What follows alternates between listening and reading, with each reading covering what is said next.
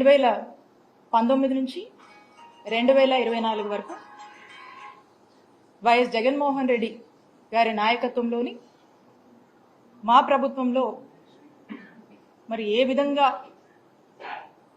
Comprehensive health care అనేది అందరికీ అందించడము, పేద ప్రజలకు మెరుగైన వైద్య సేవల్ని ఉచితంగా నాణ్యమైన వైద్య సేవల్ని మరి ఏ విధంగా డోర్ స్టెప్స్ వరకు కూడా ఇచ్చేటువంటి ఒక ఆలోచన చేయడం కానీ, మరి దీన్ని అనేక ఇనిషియేటివ్స్ అనేక స్కీమ్స్ని తీసుకొచ్చి వీటిని ఇంప్లిమెంట్ చేయడం కానీ ఏ విధంగా మనం చేశాము అనేటువంటి విషయాలు కూడా మీ అందరితో కూడా పంచుకుంటాను.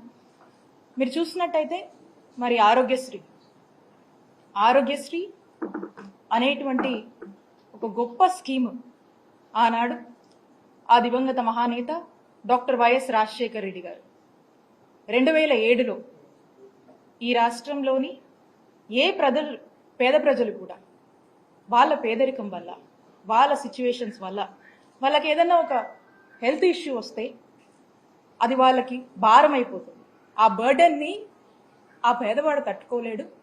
దానివల్ల అనేక ఇబ్బందులు పాలయ్యి దానివల్ల ఏ విధంగా ఆ కుటుంబం ఇబ్బందుల పాలై నష్టపోతుంది, ఏ విధంగా బాధపడుతుంది అని చెప్పి ఆ బాధ ప్రభుత్వం బాధ్యత అని భావించి ఆనాడు వైఎస్ రాజశేఖర రెడ్డి గారు ఆరోగ్యశ్రీ అనే ఒక పథకం తన మేధస్సులోంచి ఆలోచించి తీసుకొచ్చినటువంటి ఒక గొప్ప పథకం, వైఎస్ఆర్ గారి బ్రెయిన్ చైల్డ్ అని చెప్పి గర్వంగా చెప్పుకునేటువంటి ఒక పథకం.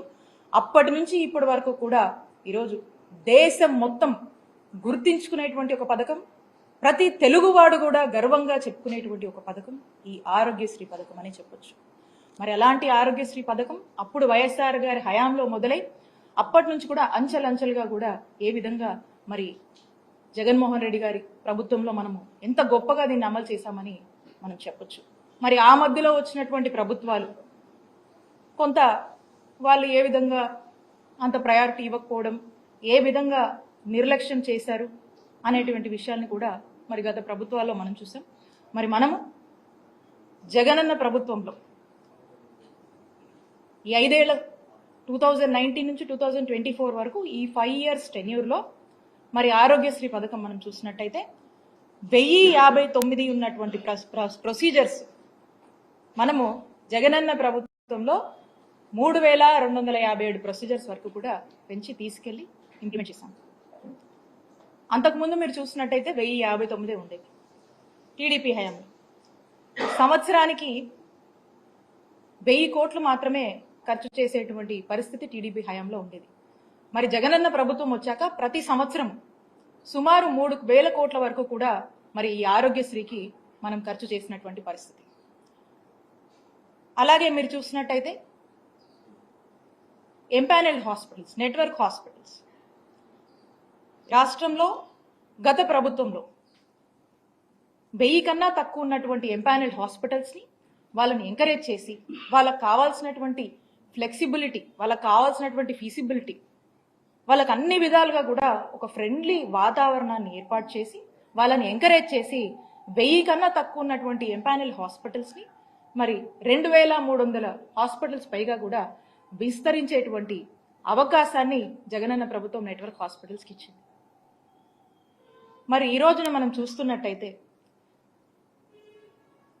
ఈ రాష్ట్రంలో రాష్ట్ర ప్రజల్లో ఒక పెద్ద ఆందోళన నెలకొంది.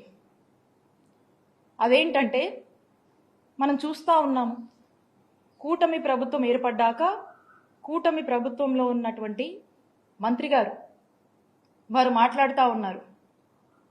ఏమని మాట్లాడుతూ ఉన్నారు? గత ప్రభుత్వము అప్పులు చేసిపోయింది, బకాయిలు పెట్టింది,